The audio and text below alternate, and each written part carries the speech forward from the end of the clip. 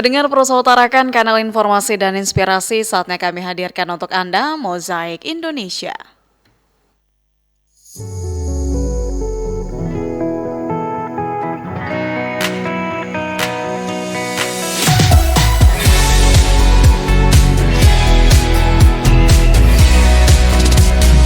Mozaik Indonesia.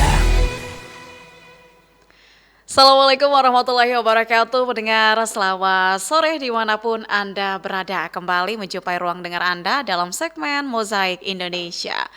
Preeklamsia merupakan salah satu komplikasi kehamilan yang masih menjadi ancaman yang serius bagi ibu hamil dan juga janin. Jika tidak dikenali sejak awal, preeklamsia bisa berujung pada komplikasi berbahaya ataupun kematian. Sebenarnya apa itu preeklamsia, apa saja tanda-tandanya? Untuk mengetahui lebih jelasnya akan kami bahas dalam Mozaik Indonesia di sore hari ini bersama dengan saya Jubaida. Pendengar dan pemirsa, tentunya acara ini pun dapat Anda saksikan kembali melalui YouTube channel kami di RRI Tarakan Official. Kami juga mengundang Anda untuk bisa menelpon di 0821 5320 9845 atau juga untuk Anda yang sedang menelpon atau menyaksikan kami di kanal YouTube bisa langsung chat melalui kolom komentar di YouTube. Ya, pendengar, di sore hari ini juga di studio program Satu Tarakan kita sudah menghadirkan di sini ada dosen Fakultas Ilmu Kesehatan Universitas Borneo Tarakan, Tanti Tri Lestari, SST BDN MK. Selamat sore Bu Tanti. Sore Pak Juweda. Apa kabar Bu Tanti? Alhamdulillah baik, ketemu lagi. Iya. Ini kayaknya yang kedua kalinya Bu Tanti Betul. kita bertemu ya. Semoga ada pertemuan ketiga lagi nanti. Baik. Bu Tanti, kita akan mulai dengan sebenarnya preeklamsia ini apa sih Bu Tanti? Bisa dijelaskan sedikit? Oke, tadi sudah diawali dari pernyataan Mbak Zubaida ya bahwa preeklamsi merupakan salah satu komplikasi dari kehamilan itu sendiri. Jadi kalau kita lihat berdasarkan angka kematian ibu sendiri itu merupakan kematian ibu yang diakibatkan oleh komplikasi dari kehamilan persalinan nifasnya. Nah, salah satu penyebabnya adalah preeklamsi di dalamnya gitu. Iya, baik. Sebenarnya kalau preeklamsi ini bisa dikategorikan penyakit, virus atau seperti apa, Bu Tanti? Ada beberapa literatur yang mengatakan dia masuk kategori penyakit, ya, terima kasih. Dia masuk dalam kategori penyakit khususnya penyakit obstetrik gitu. Iya, baik. Jadi kalau kita berbicara faktor resiko utama yang membuat seorang ibu rentang terkena preeklamsi ini apa itu, Bu Tanti? Sampai sejauh ini sebenarnya belum ada data pasti yang merujuk bahwa preeklamsi disebabkan oleh apa. Tapi kalau kita mengkaji dari beberapa artikel, dari beberapa sumber, preeklamsi sendiri dipercaya diakibatkan karena pertumbuhan plasenta atau ari-ari dalam proses kehamilan yang kurang tepat sebenarnya. Iya, itu proses pertumbuhan ari-ari katanya tadi kurang tepat ya. Sebenarnya kalau yang tepat itu seperti apa perkembangan ari-ari itu sendiri? Kalau yang tepat sih dia berjalan sesuai normal, tubuh kita tuh bisa merespon perubahan kehamilan dengan baik. Tapi dalam kasus preeklamsi, tubuh itu tidak bisa beradaptasi dengan baik gitu. Diikuti dengan pertumbuhan dari plasenta yang kurang tepat sebenarnya.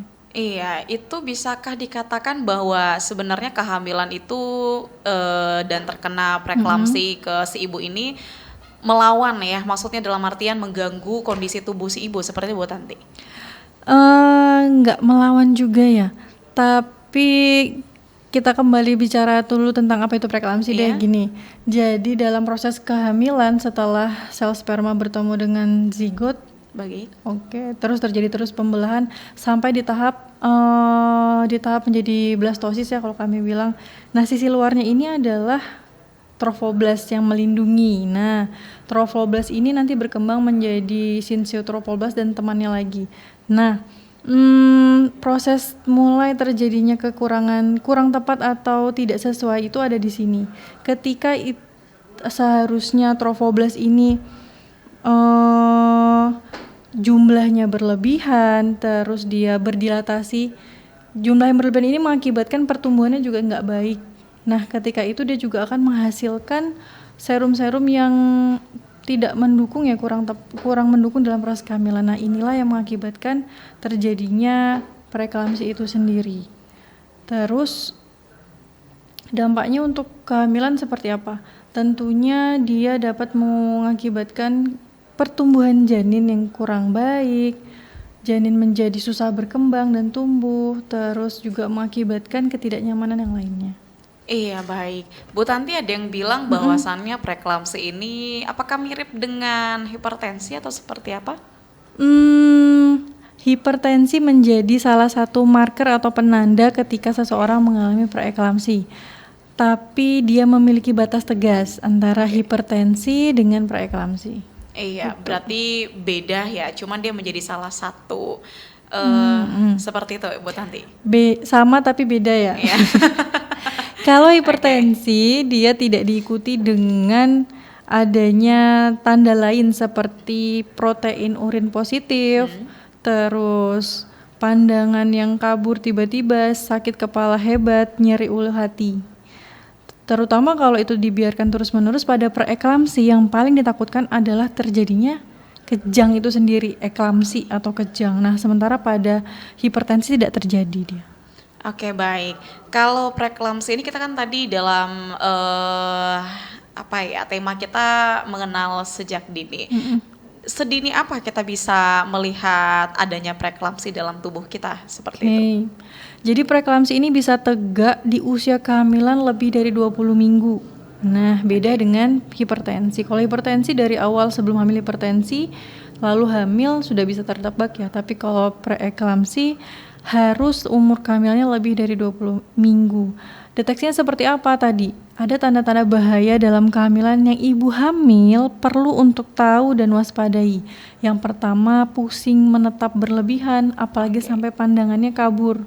Biasanya kalau sudah seperti itu, susah untuk menatap, dia lebih sering tunduk gitu ya. Apalagi dia pasti susah untuk melihat cahaya karena tadi pandangannya terganggu.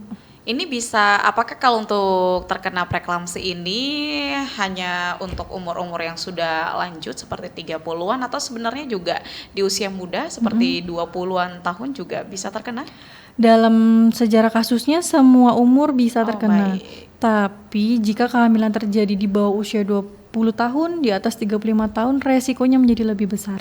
Oke, berarti untuk preeklamsi ini bisa terkena untuk yang muda juga, Betul. yang lanjut usia juga gitu. Tapi kalau misalnya yang terkena di umur 40-an ke atas berarti lebih bahaya lagi. Lebih bahaya lagi karena pasti dampaknya akan lebih besar, pengobatannya akan lebih sulit. Iya, baik. Apakah bisa dikatakan bahwa preeklamsi ini sebenarnya ada penyakit-penyakit yang lain sehingga bisa memicu dia bisa menjadi penyakit yang lebih berbahaya? Kalau dibilang seperti itu bisa juga ya, karena dia berawal dari fungsi tubuh yang tidak normal. Terutama dalam sebuah literatur dikatakan bahwa preeklamsi ini ditunjang atau di-trigger karena adanya stres oksidatif. Tentunya Mbak Jubedah pasti pernah mendengar tentang oksidan. Kenapa kita perlu minum atau mengkonsumsi antioksidan. Nah, ternyata oksidan sendiri memicu terjadinya tadi pertumbuhan trofoblast yang tidak baik. Tentunya ada gangguan endotel. Ya, endotel sendiri adalah lapisan dalam dari pembuluh darah. Ketika terjadi stres oksidatif atau berlebihnya oksidan di dalam tubuh, endotel sendiri mengalami kerusakan. Nah, bisa terjadi vasokonstriksi, pembuluh darah yang menjadi menyempit atau menjadi kaku. Inilah yang diduga mengakibatkan terjadinya tekanan darah tinggi, menjadi marker dari preeklamsi. Preeklamsi sendiri sebenarnya adalah bentuk dari tidak mampunya tubuh si wanita untuk beradaptasi terhadap proses remodeling dari arteri spiralis yang harusnya bisa diterima oleh tubuh supaya janin bisa mendapatkan suplai oksigen yang baik, tubuh juga bisa menerima dengan baik. Nah, tapi itu gagal terjadi gitu. Berarti bisa dikatakan hamil itu nggak sembarang hamil juga ya, Bu Tanti? Bisa dikatakan ada persiapan-persiapan tubuh yang bagaimana cara bisa melihat apakah saya sudah siap hamil atau belum? Bagaimana tuh, Bu Tanti? Nah, ini yang belum biasa dilakukan oleh masyarakat, yaitu persiapan kehamilan. Biasanya di masyarakat ya hamil-hamil aja gitu Iya. ya. Padahal seharusnya untuk idealnya untuk kita mendapat anak keturunan yang baik, kehamilan yang menyenangkan, sehat harus dilakukan persiapan kehamilan. Bagaimana caranya? Minimal hidup sehat dulu. Oke. Hidup sehat dulu. Kalau memang sudah direncanakan untuk hamil, bisa mengkonsumsi vitamin-vitamin yang bisa menunjang untuk menghindari terjadinya preeklamsi seperti vitamin E, vitamin C itu sangat dianjurkan karena dia dibenci oleh faktor yang mengakibatkan preeklamsi. Iya, dan apakah mental seorang ibu juga mempengaruhi preeklamsi ini, Bu Tanti? Secara langsung tidak, tapi beberapa kasus dia terikat. Saya sendiri pernah punya pengalaman itu dengan seorang ibu hamil yang sebenarnya dalam hasil pemeriksaan saya bertemu berkali-kali itu normal. Iya. Tidak ada gangguan, tidak ada masalah, tapi tampaknya dia cemas. Dia ingin sekali lahir normal karena di masyarakat kan ada apa ya? Stigma. Iya, stigma. Kalau belum lahir normal atau kalau nggak lahiran normal belum dikatakan seorang ibu. Nah, jadi dia ketakutan tersendiri sehingga tanpa sebab, tanpa ada tanda-tanda sebelumnya datang untuk periksa yang kesekian kalinya dia sudah preeklamsi bahkan eklamsi. Iya, berarti memang sangat terkait ya, dan Betul. pada akhirnya dari kecemasan ini membuat si ibu ini terkena preeklamsi juga. Betul. Jadinya bisa dikatakan terkait dengan hipertensi tadi juga ya. Iya, benar. Oke, baik. Berarti memang ini kembali ke peran keluarga lagi ya, Bu Tanti? Keluarga, diri sendiri, pokoknya support system dari kehamilan itu sendiri. Iya, baik. Adakah kelompok ibu hamil yang tentunya bisa rentang terkena kondisi ini seperti apa? 4T sih ya yang sering juga disampaikan bahwa terlalu muda hamilnya, terlalu tua, dan terlalu banyak anak atau jaraknya terlalu cepat itu rentan terjadi preeklamsi. Sebenarnya kalau misalnya seorang ibu ingin memiliki dari anak satu ke anak yang kedua, itu jaraknya sebenarnya berapa idealnya, Bu Tanti? Kalau kehamilan normal dianjurkan minimal 2 tahun. 2 Iya, badan kita recovery dulu, kembali dulu ke dalam keadaan semula, baik fisiknya maupun mentalnya, baru hamil lagi. Selama ini Bu Tanti kalau di lapangan pernah nggak dapat orang tua yang hamilnya bahkan 5 bulan baru melahirkan hamil lagi? Banyak sih. Biasa datang untuk periksa udah mesem udah ketawa-ketawa dulu gitu. Iya, Nah, dan itu termasuk hamil tidak diinginkan sebenarnya. kalau Bu Tanti sendiri melihatnya bagaimana kondisi ibu yang hamilnya cepat sekali baru lewat 5 bulan udah hamil lagi? Itu selain preeklamsi nih Bu, apalagi yang bisa membahayakan diri si ibu? Tentunya postpartum blues ya. Itu seperti apa? Depresi ketika setelah melahirkan. Bayangin aja dia baru 5 bulan menjalani kehamilan pertama baru selesai, terus hamil lagi. Ketika dia bersalin untuk yang kedua kali, maka kan di rumahnya ada 2 balita tuh. Yang pasti dua-duanya masih ketergantungan sama dia. Bayangin aja pasti itu ada perasaan capek, cemas, apalagi kalau lingkungannya sendiri tidak mendukung gitu. Baik, berarti kembali lagi ke mental si ibu Betul. akan tidak sehat, jadinya si anak juga terganggu gitu ya. Iya, pasti perhatiannya kurang, apalagi nutrisinya. Iya. Nah, selanjutnya di sini pola makan. Kita berbicara terkait pola makan yang mempengaruhi resiko preeklamsia ini. Makanan yang seperti apa? Kalau makanan tadi sudah sampaikan ya itu oksidatif ya. Iya. Pastinya kita teman-teman udah tahu bahwa seperti oksidan-oksidan yang ada, minyak goreng bekas, jajanan yang berlemak tinggi, seperti itu yang penuh dengan perasa pewarna itu juga salah satunya mempengaruhi. Gitu. Oke. Jadi kalau untuk makanan-makanan yang dianjurkan seperti apa Bu Tanti? Tentunya untuk sekarang yang real food ya, tapi susah-susah gampang. Ya karena yang ditawarkan sekarang lebih banyak yang instan, mudah, enak, murah gitu. Jadi sehingga masyarakat cenderungnya makan yang seperti itu. Sementara yang real food sudah jarang terasup sih gitu. Oke, kalau terkait dengan pengaruh obesitas sendiri, apakah juga pengaruh Bu Tanti untuk terkena preeklamsi ini? Ada literatur mengkaitkan keduanya. Jadi ketika dia obesitas maka resikonya untuk mengalami preeklamsi tinggi, dan perlu kita tahu obesitas menjadi salah satu penyebab angka kematian ibu nomor masuk kelompok penyebab kematian yang pertama, yaitu lain-lain dah masuk di sana. 5 dari 3 perempuan di Indonesia itu sekarang masuk kategorinya obesitas. Oke. Sebenarnya kalau kita berbicara berat badan ideal untuk hamil itu sebenarnya berapa Bu Tanti? Apakah ada batasan? Tergantung. Jadi makanya pentingnya persiapan kehamilan itu untuk mengetahui berapa penambahan berat badan yang dianjurkan. Jadi dilihat tuh dari sebelum hamil berat badannya atau IMT-nya berapa. Dari situ kita bisa nganjurin, oh kenaikan berat badannya sekian aja atau perlu sekian. Jadi nggak boleh dihantam rata dia. Oke, tapi biasanya kan ada yang setelah hamil itu malah semakin berat Bu Tanti. Dan bisa jadi melewati batas ketentuan yang dianjurkan sama dokter. Itu berbahaya atau seperti apa Bu Tanti? Cukup berbahaya ya, apalagi di tengah masyarakat ada anjuran makannya lebih banyak karena untuk 2 orang gitu. Betul. Jadi sebenarnya sah-sah saja kalau berat badan kita meningkat, tapi tentunya tidak dalam batas yang berlebihan. Oke. Tadi kembali ke persiapan kehamilan, dia dilihat dari EMT-nya, misalnya dia normal maka kenaikan berat badan yang dianjurkan sekian kilo. Kalau nanti EMT sudah masuk obes ketika dia baru memulai kehamilan, maka kenaikan berat badannya hanya sekian kilo, pastinya berbeda. Iya, tapi biasanya nih kalau orang-orang hamil dia mengatakan saya ngidam, jadi mau makan ini itu, semua mau dimakan. Itu kategori yang seperti apa? Apakah ya udah kasih aja, kasihan atau bagaimana Bu Tanti sebenarnya? Jadi sebenarnya ngidam sendiri adalah fenomena psikologi. Ah, Lebih karena si ibu hamil mencari perhatian. Ternyata seperti itu.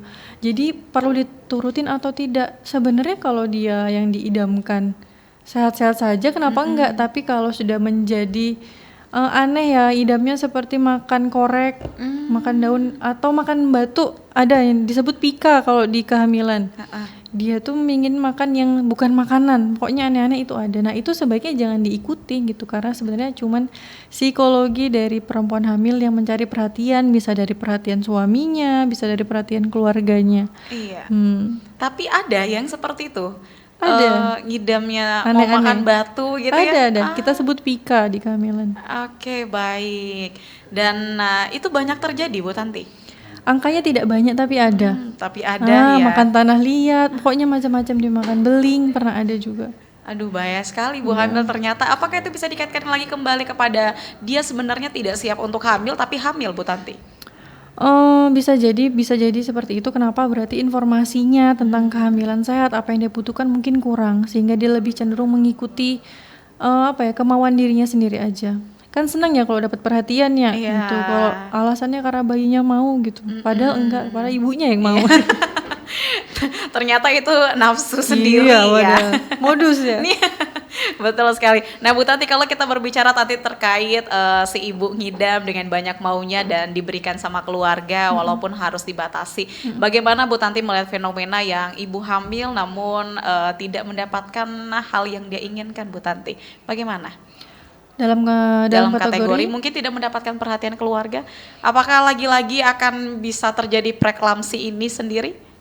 bisa tapi tidak signifikan ya kalau dari artikel itu. Psikologi sendiri dia tidak tampak tapi sangat mempengaruhi berbagai faktor karena dia bekerja mempengaruhi hormon, memstimulasi sistem tubuh gitu.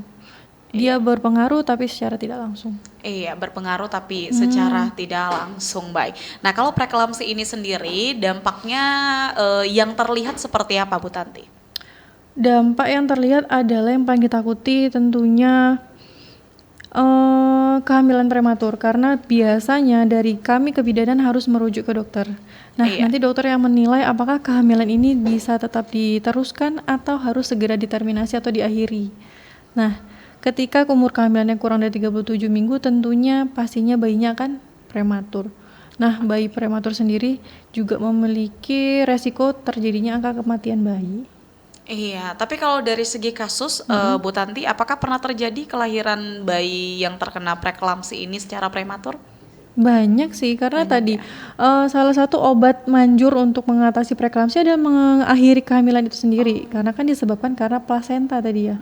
Nah, jadi ya memang harus diakhiri untuk mencegah terjadi kejang, karena kalau sudah terjadi kejang ini dampaknya lebih besar lagi, lebih signifikan lagi. Tapi kalau untuk melahir yang normal ada juga atau seperti apa? Ada yang tetap lahir normal. Ada juga yang harus dianjurkan SCT. Jadi melihat seberapa berat defek atau dampak yang diakibatkan. Iya, kalau kita berbicara bayi yang lahir normal, ada dampak ke si bayi, Bu Tanti? Lahir normal maksudnya per vaginam. Iya, dia dalam kategori bahwa si ibu preeklamsi tapi dia tetap lahir secara normal. Baik. Di atas umur 37 minggu ATRM Iya. itu ada. Hanya saja keadaan preeklamsi ini pasti mengakibatkan asupan suplai darah oksigen selama dia menjadi janin itu tidak sama dengan bayi yang keadaan kehamilannya normal. Pasti tetap ada perbedaannya, tapi kalau ditanya apakah ada yang lahir? Ada. Apakah dia berjalan normal? Tentunya dia harus mendapat perhatian intensif dulu dari spesialis anak saat di rumah sakit. Iya, saya tadi baru saja mendengar sebelum kita memulai dialog ini, ngobrol sama teman-teman katanya bahwa ternyata kalau tadi Bu Tanti sudah menyinggung harus memilih janinnya yang ini ya, diikhlaskan ya seperti itu ya, tidak dilahirkan ya, prematur tadi katanya. Prematur tetap lahir. Oh, tetap lahir. Cuman umur kehamilannya di bawah usia matang atau ATRM, yaitu di bawah 37 minggu. Berarti bayinya masih hidup gitu, Bu Tanti? Hidup. Oh, hidup. Cuman prematur. Cuman prematur. Nah, ini tadi ada yang mengatakan bahwa preeklamsi ini sendiri penyakit ibu yang mana kalau sudah benar-benar parah harus milih ibu atau anak. Apakah pernah kejadian seperti itu, Bu Tanti? Sejauh ini belum pernah sih saya mendapat atau bertemu dengan kasus seperti itu ya. Pilihannya memang mengakhiri kehamilan gitu. Gitu. Berarti memang dilahirkan secara prematur. Iya. Tapi kalau secara prematur ini, anak-anak yang lahir secara prematur dalam keadaan ibu yang sedang preeklamsi, bagaimana pertumbuhannya, Bu Tanti? Pasti berbeda dengan anak yang lahir normal ya. Kalau kita lihat sendiri bahwa angka kematian bayi juga disebabkan karena berat badan lahir yang rendah, usia prematur. Iya. Gitu. Kenapa bisa? Tadi dia belum siap untuk beradaptasi dengan dunia luar. Biasa di dalam uterus atau di dalam rahim yang aman, nyaman, semua dapat, asupan suplai dapat. Tapi ketika dia berada di luar, dia harus survive ya untuk makan, untuk ya itu tadi untuk survive di luar kandungan. Bedanya apa dengan bayi normal? Tentunya ketika dia belum matang usia kehamilannya, dia pasti mengalami belum kematangan paru, neuron atau saraf yang ada di otaknya juga belum terlalu siap ya, sehingga fungsi tubuhnya juga pasti tidak akan sama dengan bayi yang normal. Dampak panjangnya apa? Tentunya stunting bisa jadi, karena kan stunting faktor risikonya adalah berat badan lahirnya rendah gitu. Iya, baik. Kalau gejala awal yang dirasakan seorang ibu dalam hal preeklamsi ini, yang benar-benar mungkin gejalanya tuh ringan tapi sering diabaikan, apakah ada, Bu Tanti? Pusing. Oh, pusing. Jadi ketika kita hamil itu kita harus lebih aware. Biasanya hal-hal yang kita anggap biasa terjadi ketika kita nggak hamil itu tidak boleh menjadi hal yang biasa, harus menjadi perhatian kita gitu.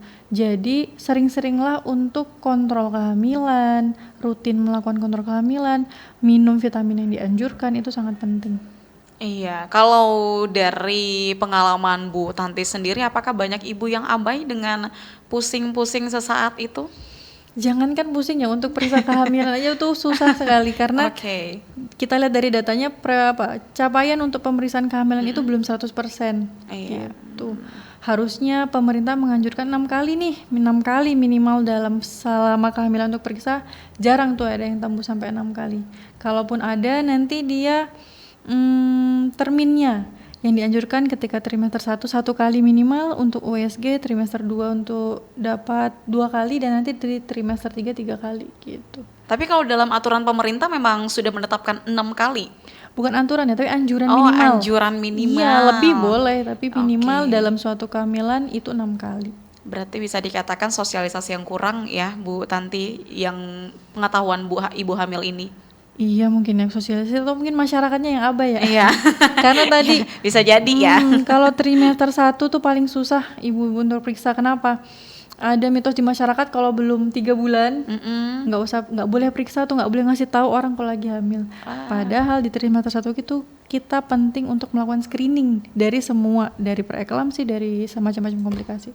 Oke, baik. Bu Tanti, kita akan jeda terlebih dahulu pendengar dan pemirsa. Untuk Anda yang masih stay di 97,9 MHz, jangan kemana-mana karena Mozaik Indonesia akan kembali selepas komersial break berikut ini.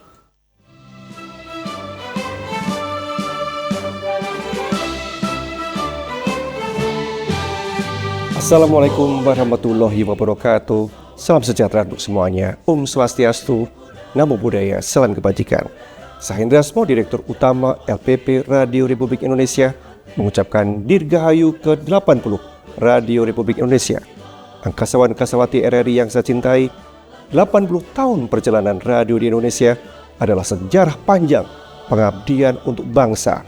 Radio, khususnya RRI, bukan hanya sebagai media informasi dan hiburan, melainkan juga sebagai pemersatu bangsa sejak era perjuangan hingga hari ini. Dengan mengusung tema memperkuat peran RRI, mendukung tujuan negara, bersatu, berdaulat, rakyat sejahtera, Indonesia maju, kita menegaskan kembali komitmen RRI untuk selalu hadir di tengah masyarakat, menjaga persatuan nasional, meneguhkan kedaulatan, serta turut mendukung tercapainya kesejahteraan rakyat dan kemajuan Indonesia. RRI akan terus berperan sebagai wahana informasi publik dan media perekat kebangsaan sejalan dengan cita-cita Indonesia Emas 2045 melalui siaran informasi, edukasi, hiburan, dan literasi digital yang sehat. RRI berkomitmen untuk menyukseskan program pembangunan nasional, menjaga ruang dialog yang inklusif bagi seluruh lapisan masyarakat. Mari kita jadikan momentum Hari Radio ke-80 ini sebagai semangat baru untuk beradaptasi dengan perkembangan zaman, memperkuat transformasi digital, serta menjaga kepercayaan publik agar RRI senantiasa relevan dan bermanfaat bagi bangsa. Dirgahayu ke-80 Radio Republik Indonesia. Bersatu, berdaulat, rakyat sejahtera, Indonesia maju. Wassalamualaikum warahmatullahi wabarakatuh.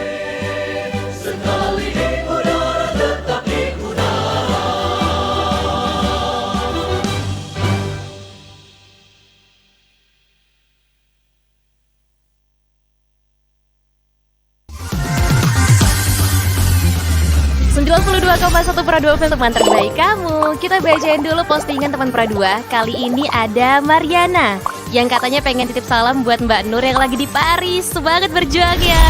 Wah, kalau gitu aku puterin nih lagu spesial buat kamu yang lagi berjuang tapi belum pernah diperjuangkan ya. Oui, allô, excusez-moi.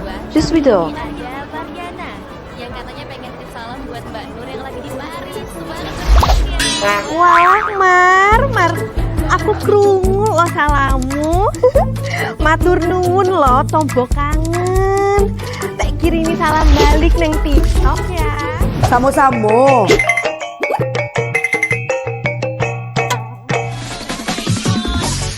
Bundo, jangan main TikTok tarui. Ho ho ho ho ho ho ho. Bundo, awak baru dapat info lowongan Karajo di aplikasi. Elok-elok buyuang, banyak panipu. Indang lah Bundo. RRI News.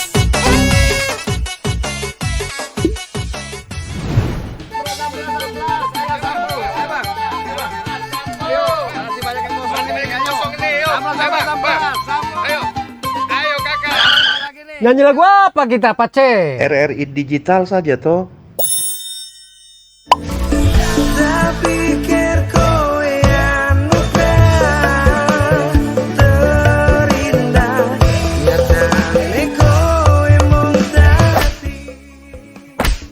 Paten kali lagu campur sari ini. Sesekali jazz lah. Linda, semangat ya manggungnya. Iya dong, kan mau bangun di komunitas.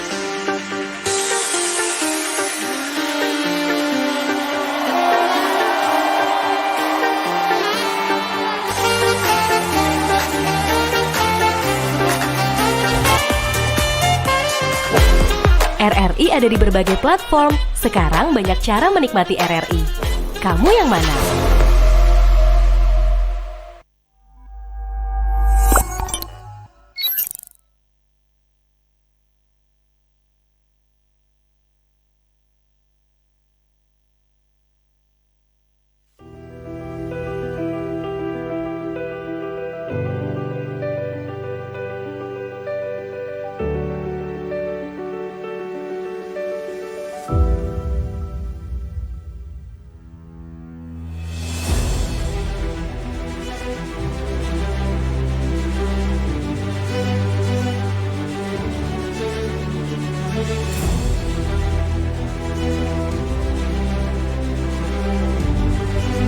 percaya bahwa setiap hasil yang kami ciptakan adalah komitmen dari tanggung jawab kami menjawab aspirasi masyarakat dari berbagai lapisan.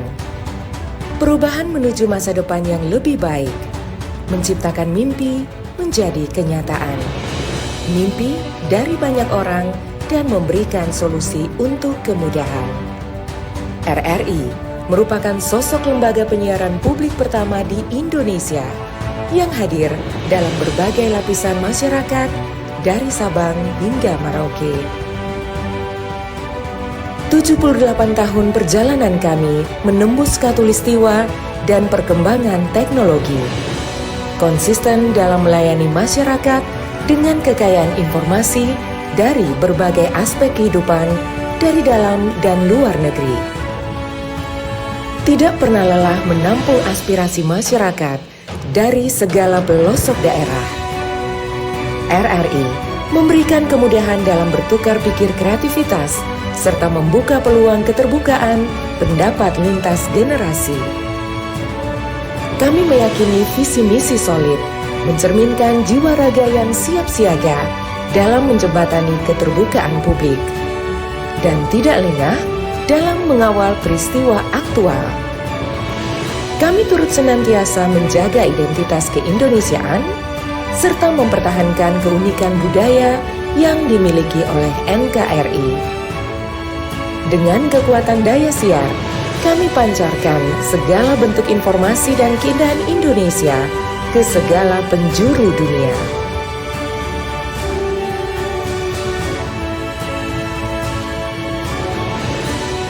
Kami adalah mitra untuk membangun masa depan. Kami terus menatap ke depan untuk berinovasi, mengembangkan visi besar demi Indonesia yang lebih baik.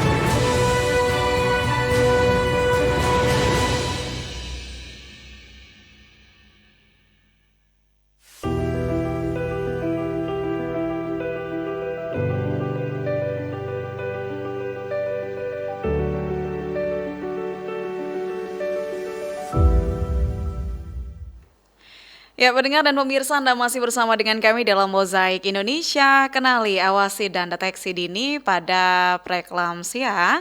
Dan masih bersama dengan dosen Fakultas Ilmu Kesehatan Universitas Borneo Tarakan. Di sini ada Ibu Tanti Trilestari, SST BDN MKAP.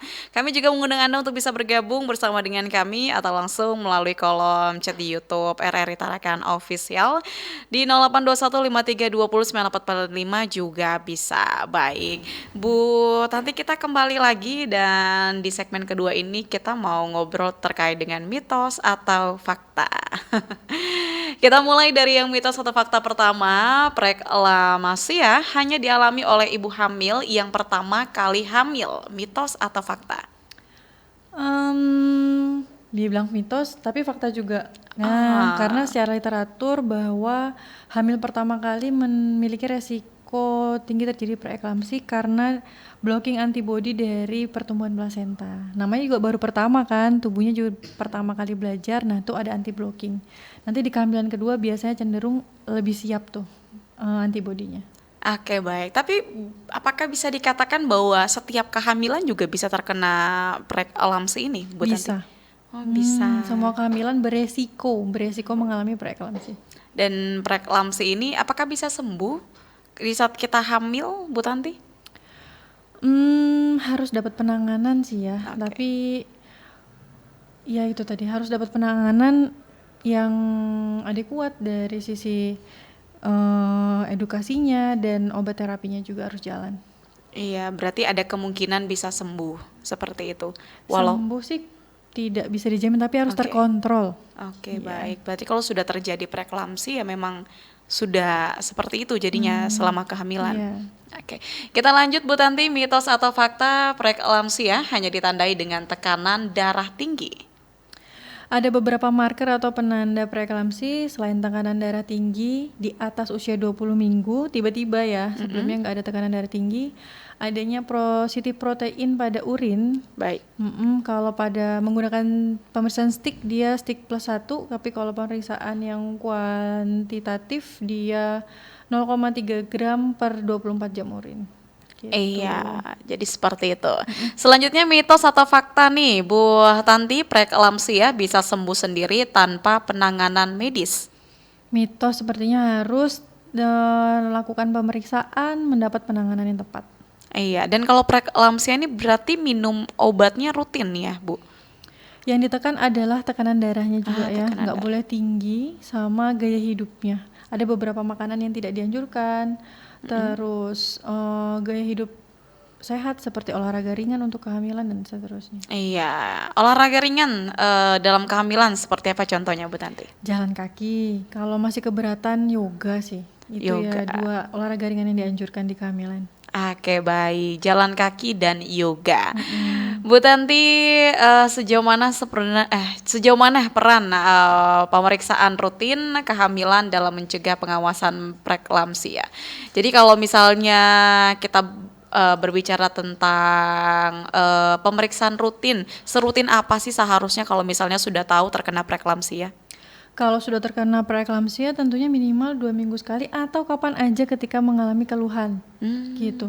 Jadi prinsipnya di pemeriksaan kehamilan itu adalah kapan saja mengalami keluhan apapun itu harus segera datang periksa ke fasilitas kesehatan. Ini tercover BPJS nggak sih, Bu Tanti? Kalau pemeriksaan kehamilan setahu saya 6 kali di cover BPJS di puskesmas atau di kalau kehamilan ini masuknya dia ini ya non kapitasi, jadi dia bisa melakukan pemeriksaan di mana saja, boleh di bidan yang kerjasama dengan BPJS, di puskesmas, tidak melihat vaskesnya di mana. Nah itu ditanggung 6 kali pemeriksaan dan 2 diantaranya USG dengan dokter umum. Oke, baik. Dan kalau dalam konteks edukasi kesehatan sendiri, kalau dari Bu Tanti sebenarnya apa yang harus dilakukan ibu hamil? Apakah sebenarnya pencegahan ini memang harus dilakukan sebelumnya atau di saat sudah terjadi baru dilakukan pencegahan? Sebaiknya persiapan kehamilan. Iya. Persiapan kehamilan yang matang, yang baik itu sangat penting. Ini sangat menunjang kehamilan yang baik, yang sehat sehingga tercegah atau terhindar dari komplikasi-komplikasi selama kehamilan maupun persalinan dan nifas.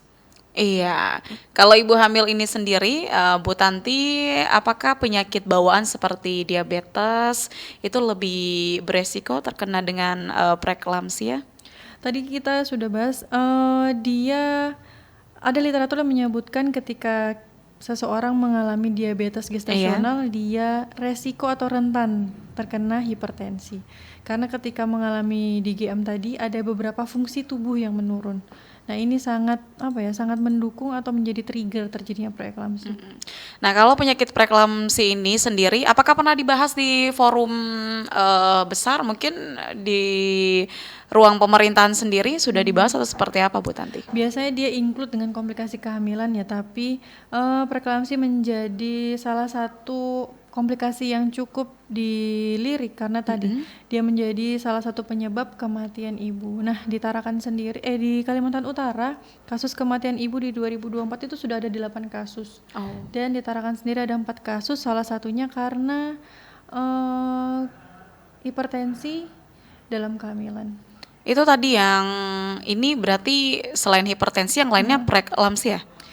Satu karena hipertensi, yang duanya karena lain-lain dan non-obstetrik, penyakit non-obstetrik tadi seperti gula darah, diabetes gestasional, terus jantung, nah itu. Iya, baik. Nah kalau misalnya tadi kita berbicara terkait bahwa ternyata setiap kehamilan itu berpeluang terkena preeklamsia. Namun bisa berarti kalau sudah kehamilan pertama udah terkena, karena udah belajar nih, kehamilan kedua bisa jadi nggak kena lagi? Nah lucunya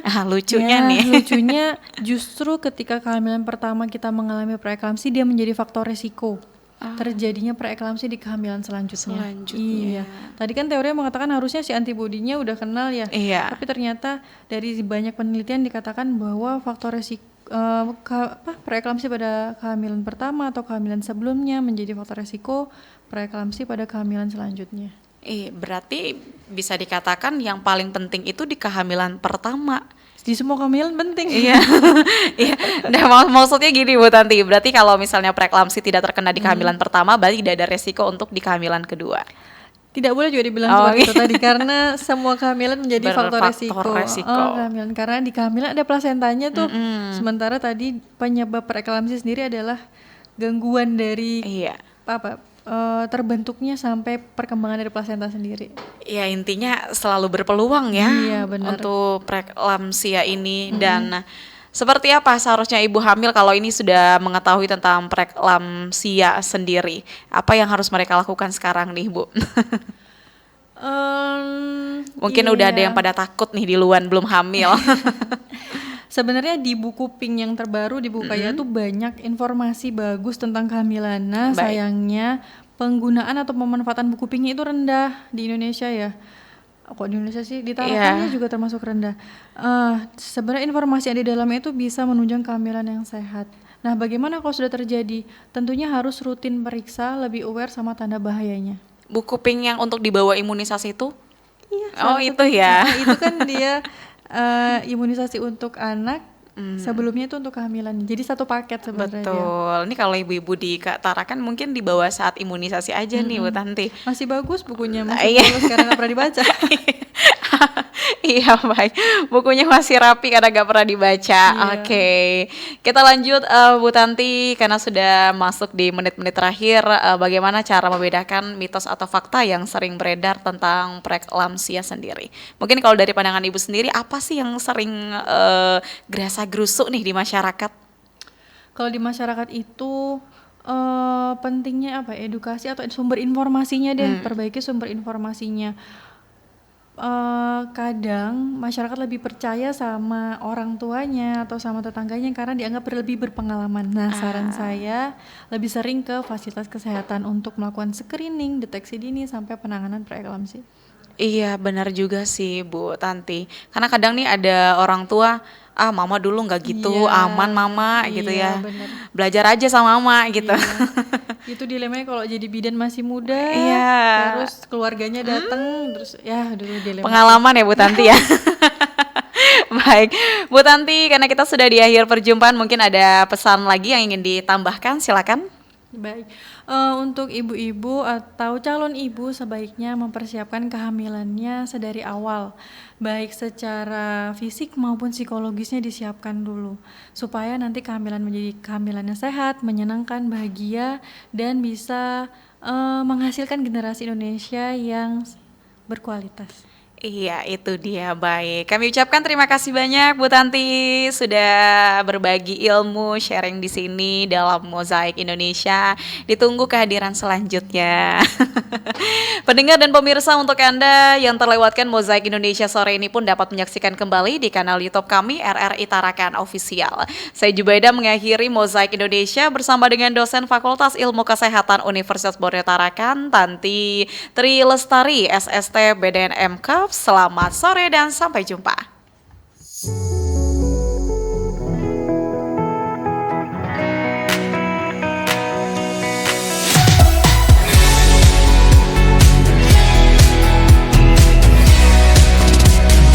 Mozaik Indonesia.